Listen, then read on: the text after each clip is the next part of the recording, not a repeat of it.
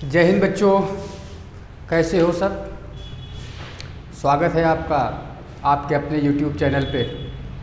और आशा करता हूँ सबकी पढ़ाई एकदम मस्त चल रही होगी, है ना। और सब लोग आराम से पढ़ रहे होंगे, क्वेश्चंस कर रहे होंगे, ठीक। और अपने टारगेट पे आप सबका फोकस होगा, है ना। तो हम अपनी लेक्चर को कंटिन्यू करते हैं। लास्ट लेक्चर में हम लोगों ने जो 12th की सीरीज हमारा चल रहा था, हमने कूलाम्स लॉ पढ़ रखा था पूरा, और उस पर कुछ एक न्यूमेरिकल कर रहे थे इक्विलिब्रियम पे, कि चार्जेस अगर कहीं पे दो रखे हैं, उसके बीच में कोई तीसरा चार्ज रख दिया, और फिर हमने उसको थोड़ा सा डिस्प्लेस किया, कुछ छोड़ा, कुछ SHM हुआ, कुछ SHM का टाइम पीरियड निकाल लिया, ठीक। तो आज हम उसी को कंटिन्यू करेंगे। एक क्वेश्चन और देखा जाएगा उसमें, और उसके बाद हम कुछ नए टॉपिक की तरफ चलते रहेंगे, क्योंकि आपके पास अगर एक ही टॉपिक पे पकड़ के बैठ गए तो बहुत सारा न्यूमेरिकल है ना। इतना न्यूमेरिकल्स हो जाएगा कि आप करते ही रहोगे, और पता चला पूरे साल भर में हमने सिर्फ एक ही चैप्टर पढ़ा, ठीक। तो एक क्वेश्चन, एक दो क्वेश्चन, उसके बाद फिर हम लोग आगे बढ़ चलेंगे अपने आज के नए टॉपिक की तरफ, ठीक। तो हमने एक question last time I think कि एक क्वेश्चन किया था, जिसमें था कि दो चार्जेस रखे हुए थे, एक Q यहाँ पे, एक Q यहाँ पे, और एक प्लस चार्ज Q रखा था हमने इसके बीच में, है ना। और इसकी लेंथ हमने मान रखी थी 2L, और इसको X डिस्प्लेस करके छोड़ा गया था, और तब आपसे पूछा गया था कि इसका टाइम पीरियड बताइए क्या होगा। बात क्लियर। तो हम सब लोगों ने वो क्वेश्चन कर लिया था। अब इसी क्वेश्चन को हम थोड़ा सा चेंज कर देते हैं। इस बार सारी की सारी सिचुएशन सेम है, एवरीथिंग। दो चार्जेस हैं Q Q, इनके बीच में एक दूसरा चार्ज हमने रख दिया माइनस का Q। बात क्लियर। और माइनस का Q एकदम बीच में रखा गया है मिड पॉइंट पे, यानी अगर आप यहाँ से यहाँ तक देखोगे तो यहाँ से यहाँ तक आपको ये 2L है, तो ये मिल जाएगी L, ठीक। आपसे बोला गया कि इस माइनस Q को, ये आपका line joining of two charges है, इसके परपेंडिकुलर एक लाइन ड्रॉ कर लेते हैं,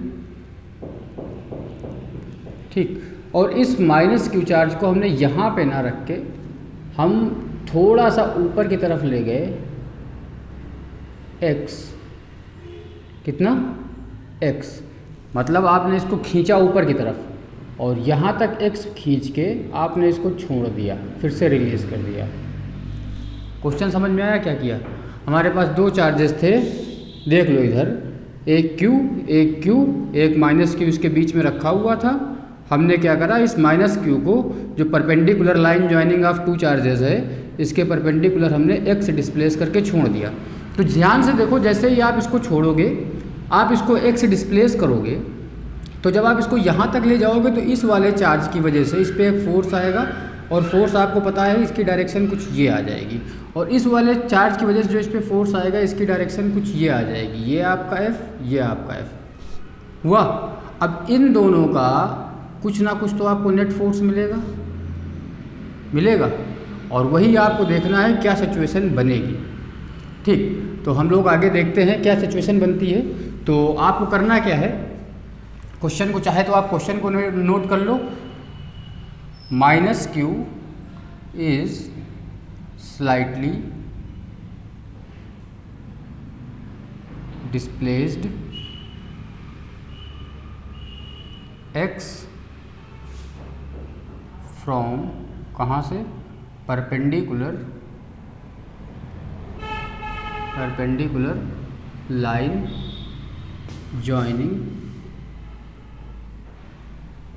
ऑफ टू चार्जेस, ठीक। फिर आपको करना क्या है, find out time period of oscillations. तो बहुत ही सिंपल सी कहानी है। आप सबको मैंने बताया था कि जब भी हमको time period of oscillation find करना होगा तो सबसे पहले हमको ये ढूंढना पड़ेगा कि क्या हमारा चार्ज इक्विलिब्रियम में था। बिल्कुल इक्विलिब्रियम में था। और कैसा इक्विलिब्रियम था?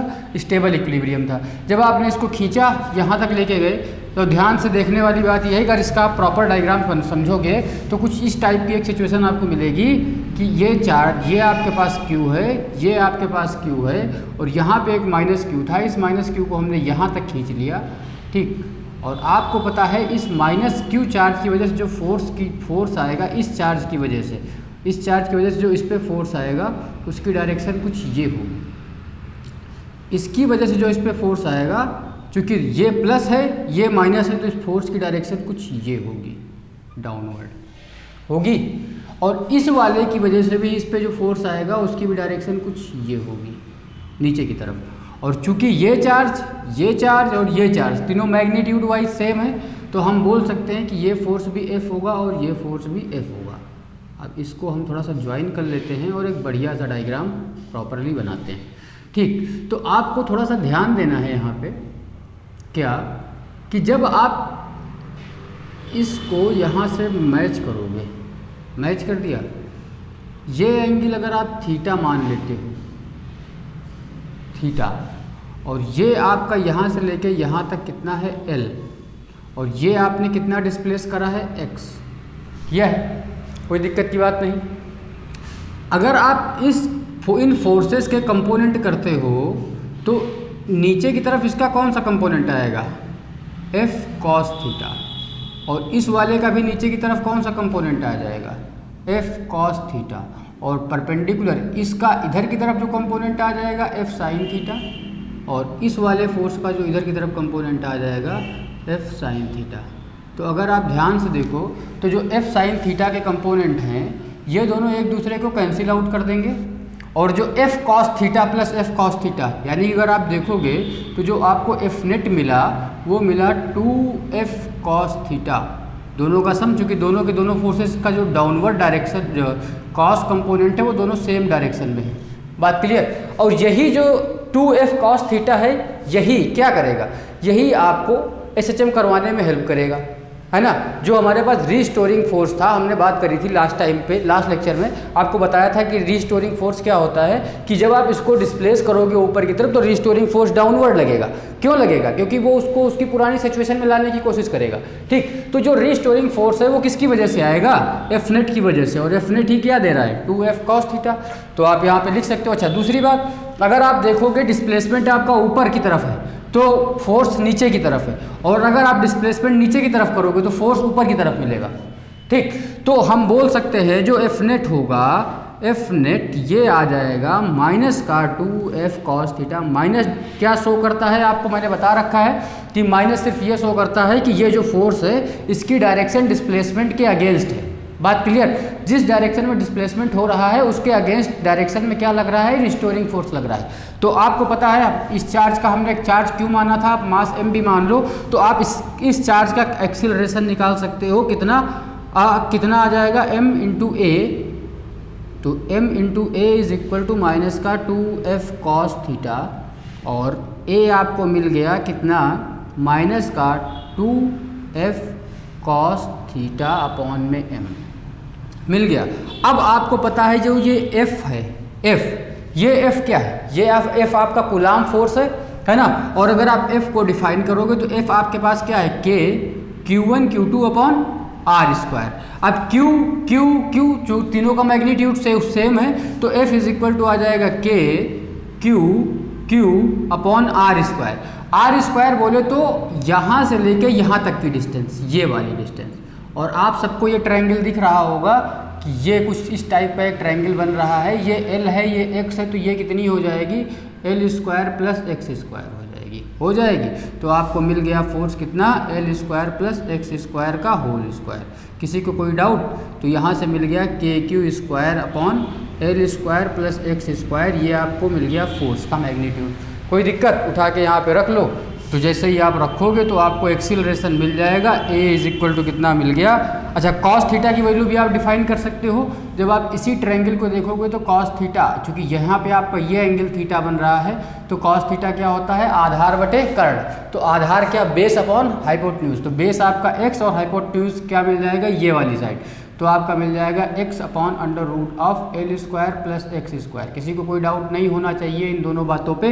तो जैसे ही आप उठा के एक्सीलरेशन निकालोगे तो एक्सीलरेशन आपको मिल जाएगा 2k क्यू स्क्वायर और नीचे से L square plus x square. किसी को डाउट नहीं, डाउट माइनस भी लगा लो। और कॉस थीटा की वैल्यू जब आप रखोगे तो मिल जाएगा इंटू में x आ जाएगा और नीचे L square plus x square की पावर 1/2 और यहाँ से इसकी 1, तो ये मिल जाएगी पावर 3/2। किसी को कोई डाउट नहीं होना चाहिए यहाँ तक, ठीक। अब एक्सीलरेशन निकालने के बाद आपको पता है टाइम पीरियड निकालना आपको आता है। टाइम पीरियड ऑफ ऑसिलेशन क्या हो जाता है, टाइम पीरियड बहुत ही सिंपल सा था, क्या था, 2 pi under root displacement upon acceleration, है ना। तो आ जाएगा डिस्प्लेसमेंट अपॉन में एक्सीलरेशन। और जैसे ही आपको पता है कि आपका डिस्प्लेसमेंट कितना है, x आपने डिस्प्लेस करा है, तो ये मिल गया 2 pi under root x displace करा है और एक्सीलरेशन कितना हमने निकाला है ये। और इस बार यहाँ पे आपको रखना है जब, तो माइनस नहीं रखना है इसका, सिर्फ आप इसका प्लस वाला क्वांटिटी रखोगे। 2k Q square x upon में L square plus x square की पावर 3/2। और एक चीज़ गड़बड़ करा, मास m भी आएगा, तो ये m भी यहाँ पे रख लो। किसी को कोई डाउट नहीं होना चाहिए। तो हमको क्या मिल गया, हमको पूरे के पूरे सिस्टम का टाइम पीरियड मिल गया। और होप सबको समझ में आया होगा, एकदम आसानी से, एकदम मस्ती के साथ समझ में आया होगा। क्या करा हमने बस इसका डायग्राम प्रॉपरली यहाँ पे बना लिया। हमको पता है कि ये जो आपका फोर्स, इस वाले चार्ज पे जो फोर्स लगेगा माइनस क्यू पे, तो माइनस क्यू पे फोर्स इधर की तरफ आएगा और इस वाले की वजह से इधर की तरफ आएगा, डाउनवर्ड।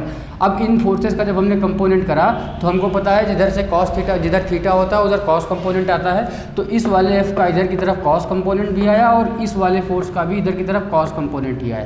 तो दोनों फोर्सेस ऐड हो गए। अब जब इनका हमने साइन कंपोनेंट देखा तो साइन कंपोनेंट दोनों एक दूसरे को कैंसिल आउट कर रहे थे। तो यानी जो एफ नेट मिला हमको, एफ नेट मिल गया 2f कॉस थीटा। और ये जो 2f कॉस थीटा था यही एग्जैक्टली क्या था, रीस्टोरिंग फोर्स था, ठीक। और आपको रीस्टोरिंग फोर्स मिला तो आपने F is equal to m a मार के एक्सीलरेशन निकाल लिया। और एक्सीलरेशन निकालते ही हमको क्या मिल गया, टाइम पीरियड। टाइम पीरियड का डेफिनेशन फार्मूला हमको पता है, टाइम पीरियड होता है 2 pi under root displacement upon acceleration.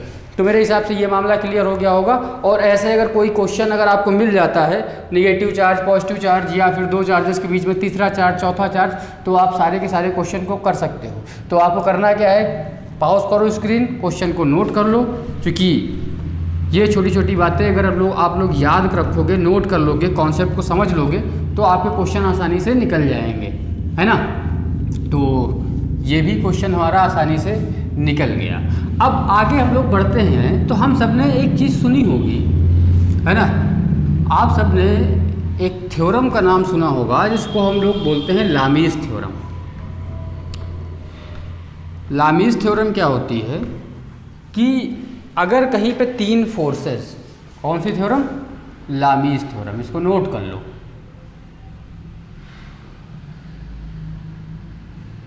Lami's theorem, इसको नोट कर लो भाई, बहुत ही काम की चीज़ है ना। इसका काम क्या है, अगर मान लो कहीं पे कोई तीन फोर्सेस इक्विलिब्रियम में है, किसी पॉइंट पे कोई तीन forces F1, F2 and F3, ये F1 हो गया, ये F2 हो गया एंड ये F3 हो गया, तीन फोर्सेस एक्ट कर रहे हैं और ये तीनों के तीनों कैसे हैं, पूरे के पूरे इक्विलिब्रियम में, है ना। कैसे हैं, इक्विलिब्रियम में है। और F1 और F2 के बीच का जो एंगल बन रहा है यह है अल्फ़ा, और F2 और F3 के बीच का जो एंगल बन रहा है यह है बीटा, और F3 और F1 के बीच का जो एंगल बन रहा है गामा, ठीक। तो लामीज थ्योरम क्या बोलती है, if three forces F1, F2, F3 are acts as at an point A and the angle between F1, F2 is alpha, F2, F3 is beta and F3, F1 is gamma, then we can write it F1 upon sin alpha is equal to F2 upon sine beta, है ना। थोड़ा सा गड़बड़ कर दिया मैंने, तो direct question को आप थोड़ा सा इसको चेंज कर लो। F1 के पीछे का जो एंगल आएगा इसको अल्फ़ा मान लो, इसको बीटा मान लो और इसको गामा मान लो, सही रहेगा, ठीक। And F3 is equal to F3 upon sine gamma, this is these 3 arcs equal. बात क्लियर? यानी कि F2 के अपोजिट जो एंगल होगा उसका कॉस साइन कंपोनेंट, F2 के अपोजिट का जो एंगल होगा उसका साइन कंपोनेंट, और F3 के अपोजिट जो एंगल होगा इसका साइन कंपोनेंट, इन तीनों का रेशियो क्या होगा? ऑलवेज सेम होगा, इक्वल होगा। बात क्लियर? ठीक। तो इसको कहीं कहीं आप लोग ऐसे भी देखोगे कि जो F1 है, F1 upon sine alpha is equal to F2 upon sine beta is equal to F3 upon sine gamma is equal to के भी बोल देते हैं, यानी कांस्टेंट बोल देते हैं, कोई दिक्कत की बात नहीं होनी चाहिए। बात क्लियर? तो इसका यूज़, इसका एप्लीकेशन कहाँ पे है? कई बार आपको क्या होता है, जब आप क्वेश्चन सॉल्व करने बैठते हो तो आपको एक ऐसा सिस्टम मिल जाता है जहाँ पे 3 फोर्सेस एक्ट कर रहे हैं, 3 फोर्सेस एक्ट कर रहे हैं। तो उस कंडीशन पे हम डायरेक्ट लामीज थ्योरम अप्लाई कर लेते हैं अगर सिस्टम इक्विलिब्रियम में होता है, और आसानी से क्वेश्चन सॉल्व हो जाता है ना। तो एक क्वेश्चन हम लोग इस पे देखने की कोशिश करते हैं कि इसका ये जो लामीज थ्योरम हमने बताई कि 3 फोर्सेस जब आप एक्ट कर रहे हैं F1 F2 F3 और ये पूरा का पूरा सिस्टम इक्विलिब्रियम में है, तो F1 अपॉन F1 के पीछे का एक sign component, F2 upon F2 के पीछे का साइन कंपोनेंट और F3 अपॉन F3 के पीछे का साइन कंपोनेंट, तीनों के तीनों क्या हैं? इक्वल हैं। तो ये लामीज थ्योरम आप लोग याद रखना, ठीक। तो लामीज थ्योरम के बाद हम लोग आगे बढ़ते हैं अपने क्वेश्चन की तरफ। तो समझ में आ रही होगी बात थोड़ी थोड़ी, है ना? थोड़ी थोड़ी आनी चाहिए भाई, अगर पता चला आया ही नहीं तो फिर क्या पता, मामला सब डाउन। देख लो भाई एक क्वेश्चन और। मान लो कि आपके पास है, आपके घर में एक दीवार है, बढ़िया सी दीवार थी, और इस दीवार में एक छोटा सा छेद था, छोटा सा नहीं थोड़ा बड़ा मान लो, अच्छा लगेगा, है ना। दीवार है आपके घर में बेहतरीन, और इस दीवार में एक छेद है, और इस छेद में आपने एक चार्ज को फंसा दिया Q। क्या है ये? एक Q चार्ज है जो कि इस दीवार के छेद पे रखा हुआ है, फंसा हुआ है। अरे यार दीवार है, दीवार में आपने एक छेद करके वहाँ पे चार्ज रख दिया। फिर आपने क्या करा कि यहाँ से एक रस्सी, एक थ्रेड ले ली पतली सी, और इस थ्रेड में भी एक चार्ज बांध लिया Q, इसका भी मास M और इसका भी मास M मान लो आप, मास M चार्ज Q, मास M चार्ज Q, ठीक। अब जब जैसे ही आप क्या करोगे, ये लेंथ आप L मान लो और ये वाली लेंथ भी आप L ही मान लो, है ना, ठीक। और थोड़ा सा और अच्छा बना लेते हैं, थोड़ा सा और बड़ा बनाओ, अच्छा लगेगा, Q मास M, है ना। अब क्या होगा, आपसे पूछा गया है कि पहले ये वाली रस्सी, ठीक, हमने इसको पकड़ के इधर इसके पास कर रखा था, एकदम पास में, ये एंगल आप थीटा मान लो, ठीक। तो जब ये पूरा का पूरा सिस्टम हैंग किया गया, है ना, एक दीवार में क्या करा, एक चार्ज छेद बना के आपने चार्ज लटका दिया, ऊपर से एक रस्सी बांध दी, उस रस्सी में भी आपने चार्ज दे दिया। तो अब क्या होगा कि जब ये रस्सी इसके पास आएगी तो ये वाला चार्ज और ये चार्ज दोनों एक दूसरे पे फोर्स लगाएंगे, ठीक, रिपेल करेंगे। तो रिपेल करेंगे तो ये क्या होगी सिचुएशन कुछ ऐसी होगी कि ये चार्ज दूर की तरफ भागेगा, क्योंकि ये तो दीवार में फिक्स है, क्या है, फिक्स है दीवार में, है ना, बट ये फ्री है, मूव करने के लिए तो दूर भागेगा। आपसे क्वेश्चन ये करा गया कि जब ये दूर की तरफ भागेगा तो इस रस्सी में, जो कि ये यहाँ से यहाँ तक एक स्ट्रिंग है, इस स्ट्रिंग में एक टेंशन डेवलप होगा, और आप सबको पता है टेंशन को हम कैपिटल T से डिनोट करते हैं। आपको बताना है बस ये find out tension in the string when system is in equilibrium. आपको टेंशन बताना है और किसके टर्म में बताना है, एम एंड जी के टर्म में, एम एंड जी के टर्म में, है ना। या थोड़ा सा अच्छा लिख लो, in terms of M and G, mass and gravitational acceleration के टर्म में आपको टेंशन बताना है। अब देखो, आपने लामीज थ्योरम पढ़ी थी, अभी बताया गया आपको, और हमने क्या बताया कि ये पूरा का पूरा सिस्टम इक्विलिब्रियम में है। तो आप पहले तो आप ये सोचोगे कि इसमें 3 फोर्सेस हैं क्या। भाई अगर आप इस सिस्टम को देखो तो आपके लिए सबसे बड़ा डाउट तो यही हो गया ना कि सर यहाँ पे 3 फोर्सेस हमको दिखे ही नहीं, ये मिल गया, ये मिल गया, ठीक। यहाँ पे हमने एक चार्ज क्यू रख दिया था, वेरी गुड, रख लिया। यहाँ पे भी एक चार्ज क्यू है, मास एम है। थोड़ा सा और अच्छे से लिखते हैं ताकि अच्छा लगे, चार्ज क्यू मास एम दिखा। अब अगर आप ध्यान से देखो, 3 फोर्सेस हम ढूंढते हैं। पहला तो इसका कुछ मास है m, तो मास होने की वजह से mg आएगा, आ गया। इस चार्ज q की वजह से इस चार्ज q पे एक फोर्स आएगा, कौन सा आएगा, इलेक्ट्रोस्टैटिक फोर्स F, कितना, kq²/r²। अब r हमको भी पता नहीं है, लेकिन ये पता है कि ये डिस्टेंस r होगी, तो इसको हम मान लेते हैं r/r²। कोई डाउट नहीं। तीसरा जो फोर्स आपको मिलेगा वो मिल जाएगा ये T, टेंशन। और ये पूरा का पूरा सिस्टम कैसा है, इक्विलिब्रियम में बोल दिया गया है आपसे। तो आपने इतना तो FBD बना लिया कि साफ हमको दिख रहा है 3 फोर्सेस, एक mg, एक ये T, तीनों के तीनों कैसे हैं, इक्विलिब्रियम में। आपको पता है कि ये एंगल अगर आपका थीटा हो गया, ठीक, तो ये एंगल कितना होगा, यहाँ तक आपका होगा 90 माइनस थीटा, और ये 90 भी अगर आप ऐड करोगे तो ये मिल जाएगा आपको, यहाँ से यहाँ तक का पूरा एंगल जो है आपको मिल जाएगा 180 माइनस थीटा, ठीक। और इधर वाला तो आपको पूरा का पूरा एग्जैक्टली 90 मिल जाएगा, और इधर फिर से आपको क्या मिल जाएगा, 180 प्लस थीटा। कोई डाउट होना ही नहीं चाहिए, यहाँ तक नहीं हो गया।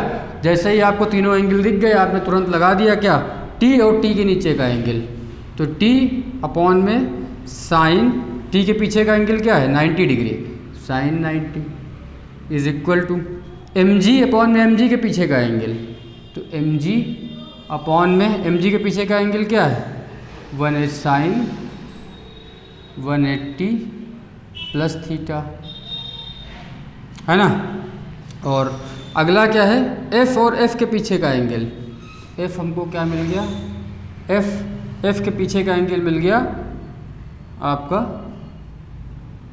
Sign 180 minus theta.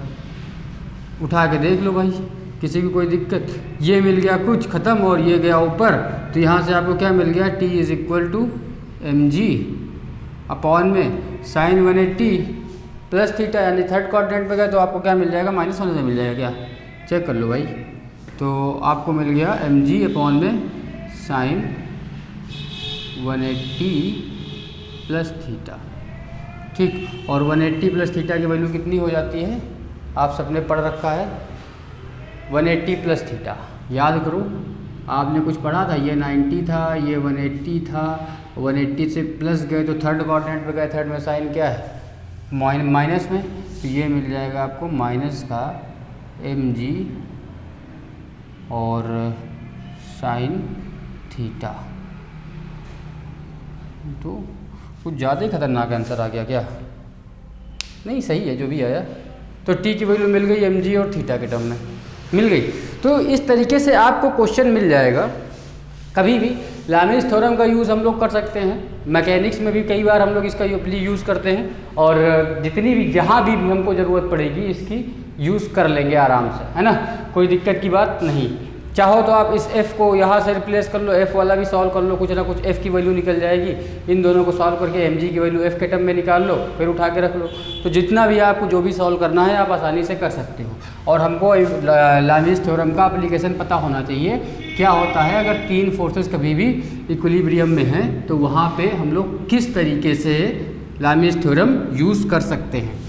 करना कुछ नहीं है आपको, बस आपको ये याद रखना है कि उन तीनों फोर्सेस को ढूंढना है, और उनकी डायरेक्शंस को ढूंढना, उनके एंगल्स को ढूंढना है, कितने एंगल पे उस जगह पे उन कितना एंगल फॉर्म कर रहे हैं।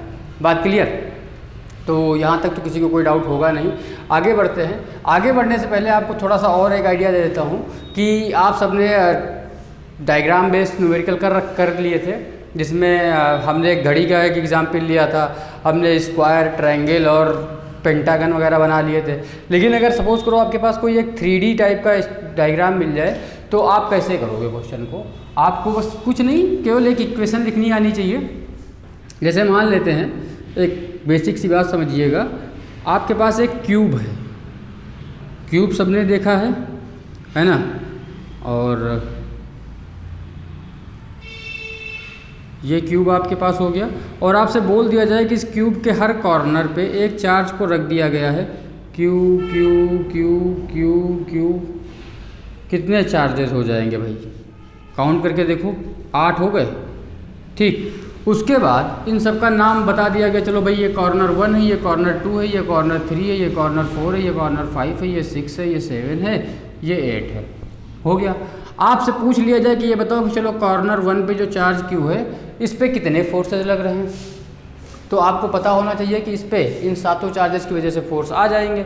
अब आपको करना क्या है कि इन सातों चार्जेस की वजह से जो फोर्स आए उनका एक एक्सप्रेशन लिखना है।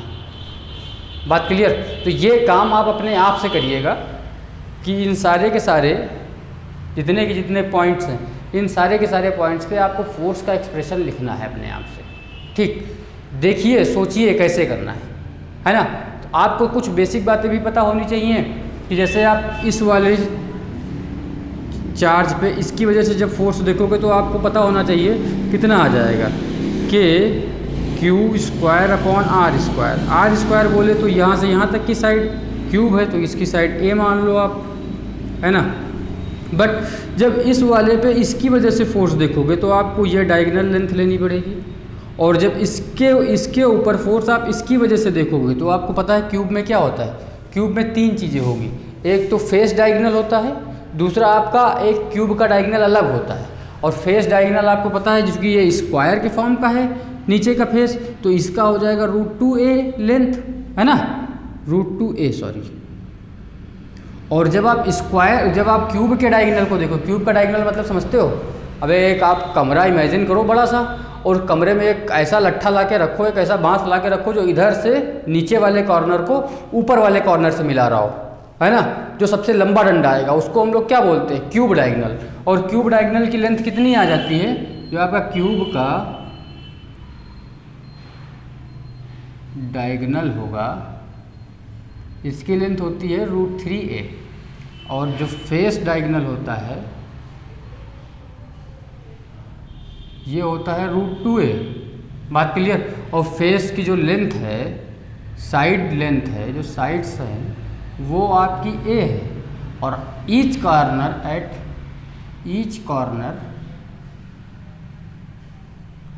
Q charge is placed. ये कहानी आपको दी गई है। अब आपको सिर्फ क्या बताना है? Corner 1, corner 2, corner 3, corner 4, corner 5, एक एक कॉर्नर को पकड़ना है, उस सब पे सब चार्जेस की वजह से फोर्स का एक्सप्रेशन लिखना है। बस इतना सा काम आप अपने आप से करना है। आप ट्राई कीजिएगा करने का, और हम इस क्वेश्चन को बता देंगे कहीं ना कहीं पे, है ना, कैसे हम लिखते हैं, लेकिन अभी नहीं बताऊंगा। ठीक, आप ट्राई करिए थोड़ा सा खुद से, क्योंकि ये ज़रूरी है। आप भी ट्राई कर रहे हैं कि नहीं? तो आगे बढ़ते हैं। हमने फोर्स पढ़ लिया, अब हम आगे बढ़ते हैं इलेक्ट्रिक फील्ड की तरफ। क्या आज का हमारा जो टॉपिक होगा वो है electric field. Electric field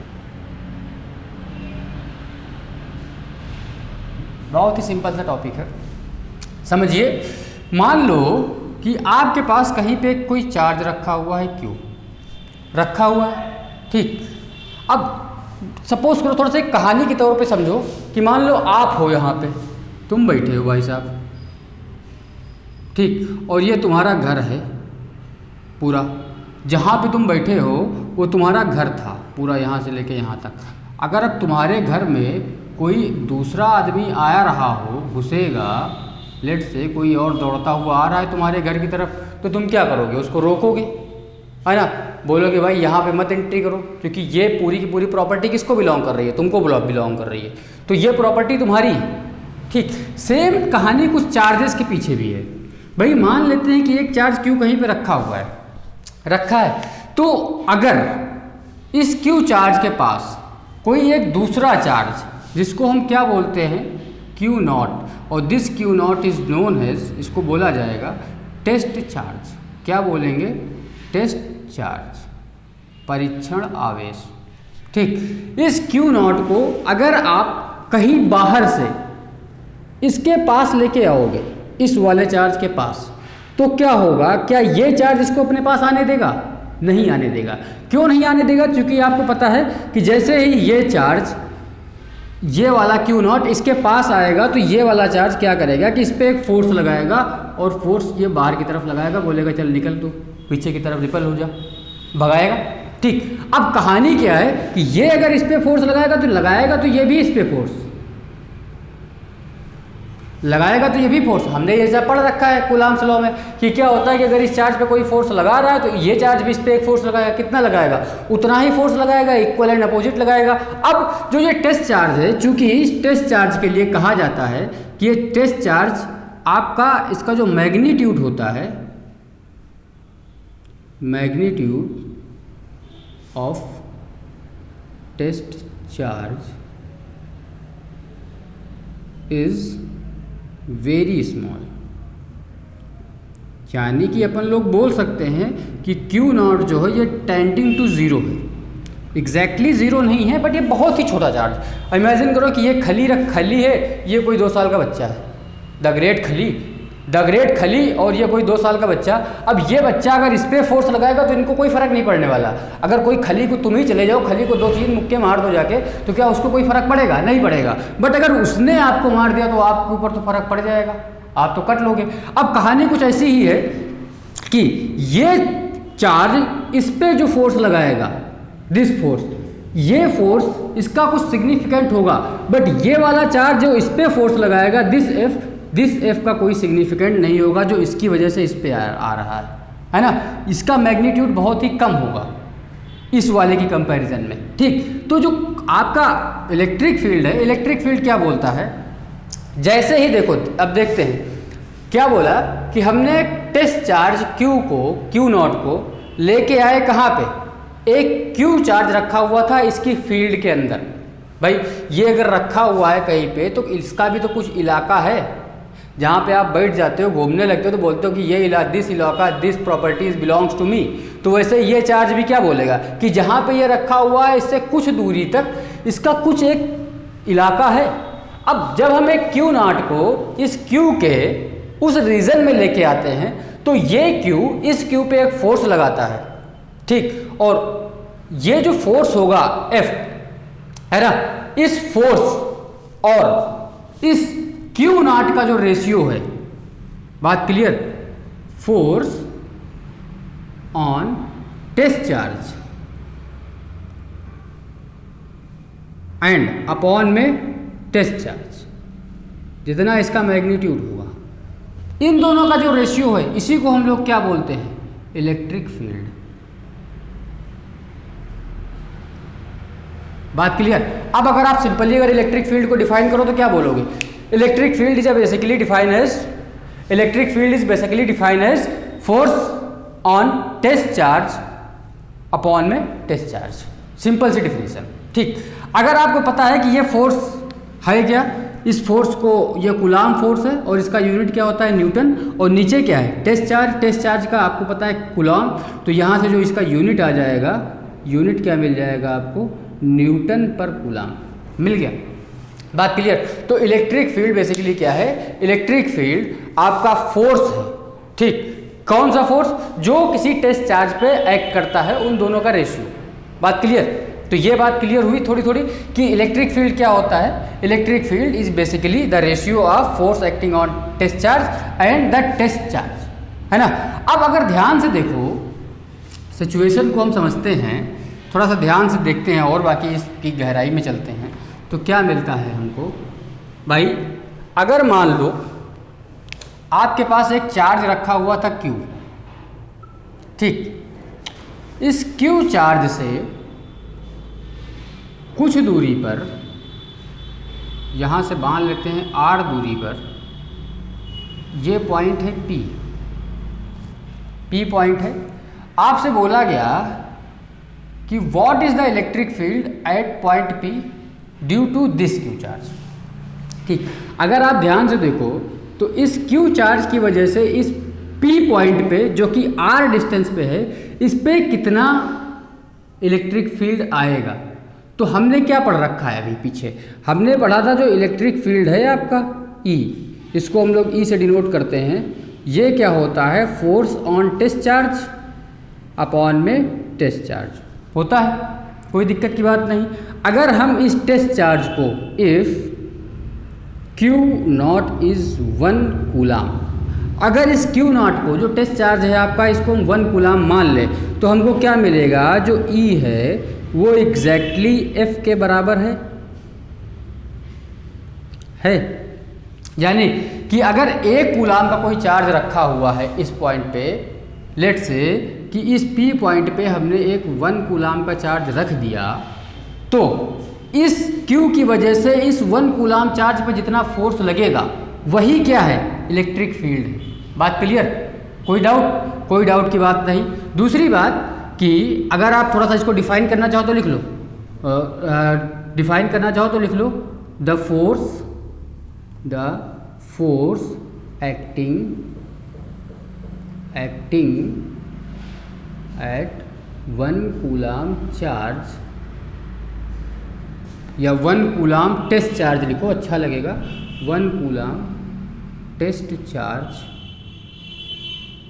is equal to किसके इक्वल, इलेक्ट्रिक फील्ड के, is equal to electric field. ठीक, दूसरी बात कि आपको एक बात और पता होनी चाहिए कि इलेक्ट्रिक फील्ड कैसा है, कैसी क्वांटिटी है। तो इलेक्ट्रिक फील्ड एक वेक्टर क्वांटिटी है ना। चाहो तो इस पॉइंट को भी लिख लो कि electric field is a vector quantity, क्योंकि यहाँ पे डायरेक्शन आपको जरूरी पड़ जाएगी, है ना। अब 2 बातें हो गई कि इलेक्ट्रिक फील्ड एक तो वेक्टर क्वांटिटी है, दूसरा कि अगर आपके पास किसी चार्ज की वजह से किसी पॉइंट पे आपसे इलेक्ट्रिक फील्ड पूछा गया है, तो आप अपनी मर्जी से एक 1 कूलाम का चार्ज यहाँ पे इमेजिन कर सकते हो, कर लो, और इस 1 कूलाम चार्ज पे आप फोर्स की इक्वेशन लिख दो, जो फोर्स आएगा वही आपका क्या हो जाएगा, इलेक्ट्रिक फील्ड हो जाएगा। तो देख लेते हैं भाई कितना आ गया।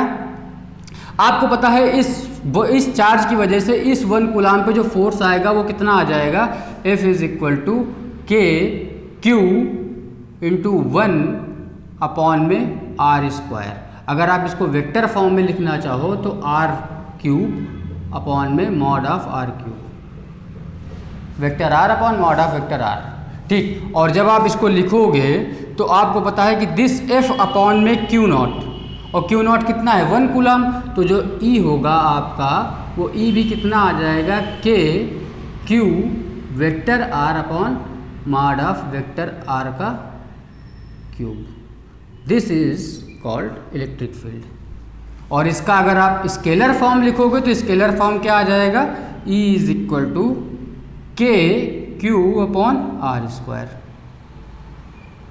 ये आपका इसका स्केलर फॉर्म हो गया। बात क्लियर? तो ये बात क्लियर हो जानी चाहिए कि इलेक्ट्रिक फील्ड क्या होता है। Electric field basically a force acting on 1 coulomb test charge. Electric field क्या है, 1 कूलाम टेस्ट चार्ज के ऊपर जो भी फोर्स एक्ट करता है when it is placed in any other charge. जब वो चार्ज, जब कोई आपका 1 कूलाम चार्ज है वो किसी दूसरे चार्ज के रीजन में प्लेस होता है, तो उस 1 कूलाम चार्ज पे जितना फोर्स लगेगा वही क्या होगा, इलेक्ट्रिक फील्ड होगा।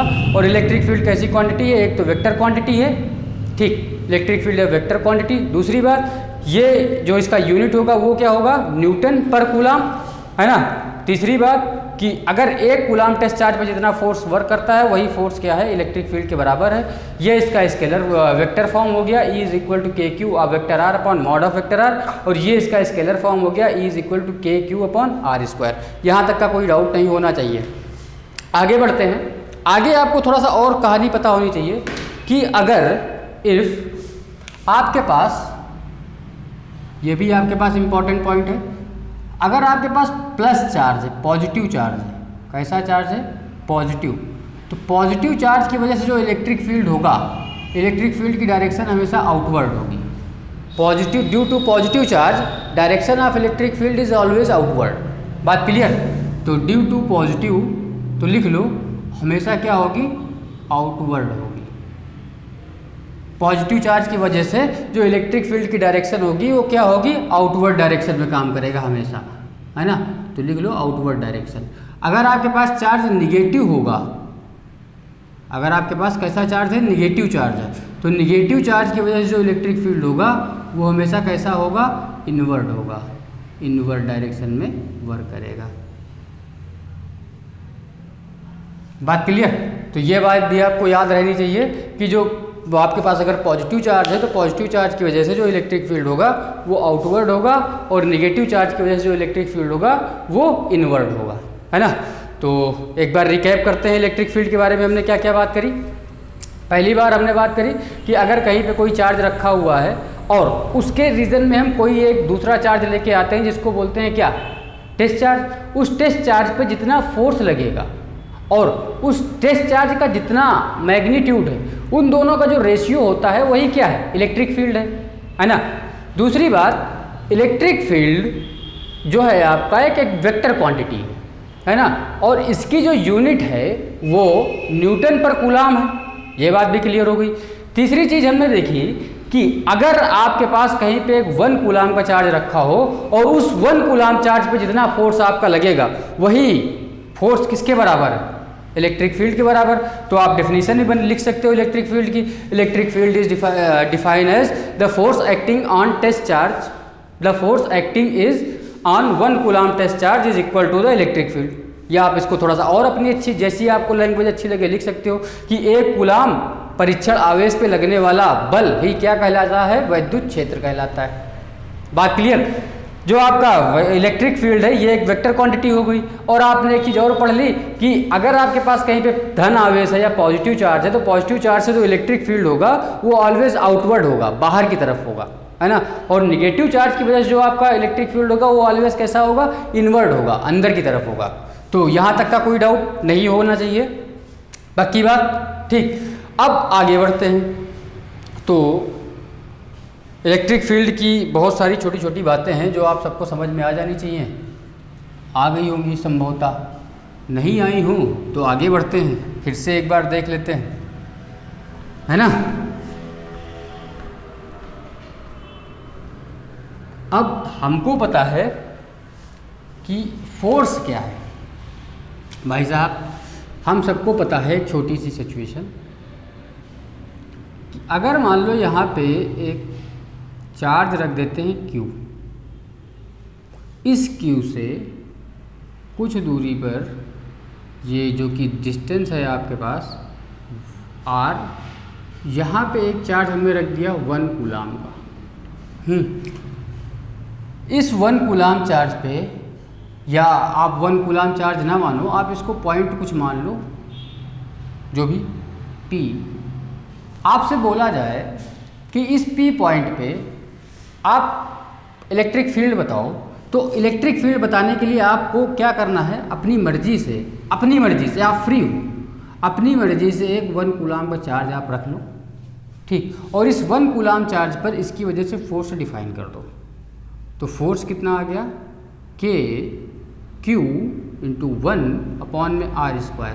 और चूंकि ये 1 है तो जब आप इसको सॉल्व करोगे तो क्या मिल जाएगा? KQ/r²।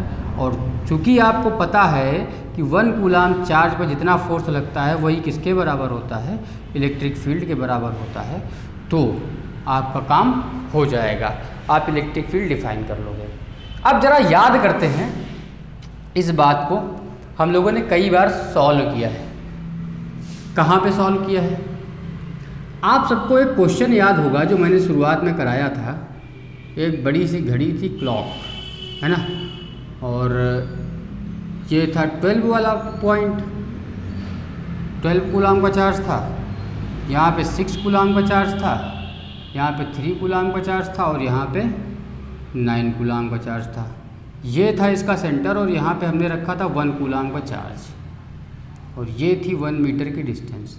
अब अगर आप ध्यान से देखो तो ये क्वेश्चन जब आपको करवाया गया था, इनडायरेक्टली आपसे क्या मैंने बताया, पूछ लिया था वहाँ पे आपसे इनडायरेक्टली यही पूछा गया था कि इसके सेंटर पे इलेक्ट्रिक फील्ड बताओ, है ना। आपसे यही तो पूछा गया था, electric field on its centre, find E at the centre. ठीक, तो उस क्वेश्चन में हमने इस पे 1 कूलाम चार्ज रखा। ठीक, अभी हमने क्या करना है, हमें 1 कूलाम चार्ज नहीं रखना है। आप यहाँ पे इलेक्ट्रिक फील्ड डिफाइन कर लो, लेकिन आपको मैंने बताया है कि बहुत ही सिंपल सा काम है। आप यहाँ पे 1 कूलाम का चार्ज रख लो और इस पे फोर्स आप डिफाइन कर दो। जो आपने फोर्स डिफाइन किया होगा वही क्या हो जाएगा, इलेक्ट्रिक फील्ड हो जाएगा। बात क्लियर। तो इनडायरेक्टली हम लोग पहले ही कई क्वेश्चन में इलेक्ट्रिक फील्ड डिफाइन कर चुके हैं, है ना। आपको याद होगा, हमने ट्रायंगल बनाया था, हमने रेक्टेंगल बनाया था, हमने पेंटागन बनाया था, उसके सेंटर पे चार्जेस निकाले थे। ठीक, और इस तरीके से हमने इलेक्ट्रिक फील्ड का पूरा एक बेसिक जो कॉन्सेप्ट है वो सीख लिया है। क्या होता है कि इलेक्ट्रिक फील्ड को कैसे डिफाइन करते हैं, क्या होता है ना। इलेक्ट्रिक फील्ड आपके पास फोर्स के बराबर होगा, कूलाम फोर्स के, जब आपका फोर्स 1 कूलाम चार्ज पे लग रहा हो। बात क्लियर। और उस 1 कूलाम चार्ज की वजह से जो फोर्स होगा वही इलेक्ट्रिक फील्ड के बराबर होगा। और ये इस टाइप के क्वेश्चन जो आपने पहले से कर रखे हैं, जिसमें 1 कूलाम चार्ज आपने सेंटर पे रख के उसके कई चार्जेस थे, उनकी वजह से फोर्स वगैरह डिफाइन करा था, वो इनडायरेक्टली क्या था, इलेक्ट्रिक फील्ड था। तो आपको करना क्या है, आपको अपना पुराने उस पर जाना है जिसमें हमने कई सारे क्वेश्चन करे थे, याद होगा। क्वेश्चन एक आध बना देता हूँ। Q Q Q Q, centre पे बोला गया था कि आप इलेक्ट्रिक फील्ड निकालो, फोर्स निकालो। तो अब इस बार सेंटर पे आप इलेक्ट्रिक फील्ड डिफाइन कर दो, है ना। काम वही है, बस 1 कूलाम चार्ज रख लो, फोर्स डिफाइन कर दो, वही फोर्स किसके बराबर हो जाएगा, इलेक्ट्रिक फील्ड के बराबर हो जाएगा। आप चाहो तो पेंटागन बना लो, जैसा आपको अच्छा लगे, है ना। या आप पूरी की पूरी एक घड़ी बना लो, 1 2 3 4 5 6 7 8 9 10 11 12, यहाँ पे 1 कूलाम चार्ज रख लो। या इस पूरे सा चार्ज के सिस्टम पे सेंटर पे आप इलेक्ट्रिक डिफाइन कर दो, तो ये भी आप कर सकते हो। ठीक, पीछे आपको बताया जा चुका है। ठीक, तो इस जो बेसिक क्वेश्चन है ये अपन लोग नहीं करने वाले हैं यहाँ पे। हम लोग अब क्या करेंगे, कुछ डिफाइंड सिस्टम है ना, उन सिस्टम की वजह से इलेक्ट्रिक फील्ड निकालना सीखा जाएगा। जैसे मान लो आपके पास कोई सिचुएशन, हमने एक पर्टिकुलर टाइप का सिस्टम दे दिया और आपसे बोल दिया कि चलो भाई उसका इलेक्ट्रिक फील्ड निकालो। तो हमको क्या करना है, हमको उस टाइप का इलेक्ट्रिक फील्ड निकालना है। ठीक, और आपको एक चीज़ और भी पता होनी चाहिए कि ये जो इलेक्ट्रिक फील्ड है हमने जो डिफाइन करा है, E = F, दिस पूरी की पूरी कहानी, इसको हम लोग ग्रेविटेशन में भी पढ़ते हैं, है ना। चूँकि इस चैप्टर को हम पूरा ग्रेविटेशन से कंपेयर कर सकते हैं, तो आपको ये चीज़ पता होनी चाहिए कि E है, E आपका क्या है, ये आपका F/Q, ये है आपका इलेक्ट्रिक फील्ड, ये है आपका फोर्स और ये है आपका चार्ज। और आपको पता है जो स्मॉल g होता है ये क्या है, ये F/m0 होता है ना। तो यहाँ पे ये है आपके पास इलेक्ट्रिक फील्ड, इसको हम लोग बोलते हैं E को, इलेक्ट्रिक फील्ड को। और ये जो g है आपका, ये आपका होता है ग्रेविटेशनल फील्ड। बात क्लियर। ये इलेक्ट्रिक फील्ड इंटेंसिटी है तो ये ग्रेविटेशनल फील्ड इंटेंसिटी है। यहाँ पे आपके पास कूलाम फोर्स है, यानी F = K Q1 Q2/r²। और यहाँ पे जो है आपका ये न्यूटन के फार्मूले से जो फोर्स आता है, F = G m1m2/r², ये आ जाता है। बात क्लियर। ये तो इन दोनों चैप्टर्स में काफ़ी हद तक सिमिलरिटी है ना। तो जिस टाइप के सिस्टम के लिए हम इलेक्ट्रिक फील्ड डिफाइन करेंगे, सेम सिस्टम के लिए आप ग्रेविटेशनल फील्ड डिफाइन कर सकते हो। बात क्लियर। तो अगर आप चाहोगे तो एक कंपैरेटिव स्टडी यहाँ से तैयार हो जाएगी। आपने इलेक्ट्रिक फील्ड पूरा का पूरा पढ़ लिया है, इलेक्ट्रिक फील्ड आपने पूरा का पूरा निकालना सीख लिया, पढ़ लिया, और आपका ग्रेविटेशनल फील्ड तैयार हो गया, है ना। यानी कि जो आपके 6-7 लेक्चर आप इलेक्ट्रिक फील्ड में डिफरेंट सिस्टम का इलेक्ट्रिक फील्ड निकालना सीखोगे, उसका ग्राफ बनाना सीखोगे, किस तरीके से हम लोग उसका डिस्ट्रीब्यूशन करते हैं, तो वो पूरा का पूरा डिस्ट्रीब्यूशन, पूरा का पूरा ग्राफ, पूरा का पूरा आप डेरिवेशन डायरेक्ट इसके लिए भी कर सकते हो अपने आप से। बस खाली रिप्लेस क्या करना है, Q1 Q2 को M1 M2 से रिप्लेस कर दो, G को E से रिप्लेस कर दो और Q0 को M0 से रिप्लेस कर दो। तो ये बात क्लियर होनी चाहिए कि एक चैप्टर पढ़ के हमको 2 चैप्टर तैयार हो जाएगा, है ना। तो आगे बढ़ते हैं। आगे हम लोग नेक्स्ट लेक्चर में बढ़ेंगे जिसमें हम लोग इलेक्ट्रिक फील्ड, कुछ डिफाइंड सिस्टम का इलेक्ट्रिक फील्ड डिफाइन करेंगे और कुछ एक लास्ट में करते करते कुछ एक न्यूमेरिकल्स पे भी पहुंचा जाएगा, है ना। तो आप सभी को बस नोट्स बनाना है, पढ़ते रहना है और अपना रिव्यू बताते रहना है कि कैसा आपको लेक्चर लग रहा है ना। अगर कोई कमी हो लेक्चर में तो आप बताइए, हम उस कमी को इम्प्रूव करेंगे, है। और आपको पता है कि 2021 का टारगेट है हमारा 2021 दूर नहीं है। तो आगे से आने वाले समय में लेक्चर्स की फ्रीक्वेंसी बढ़ेगी।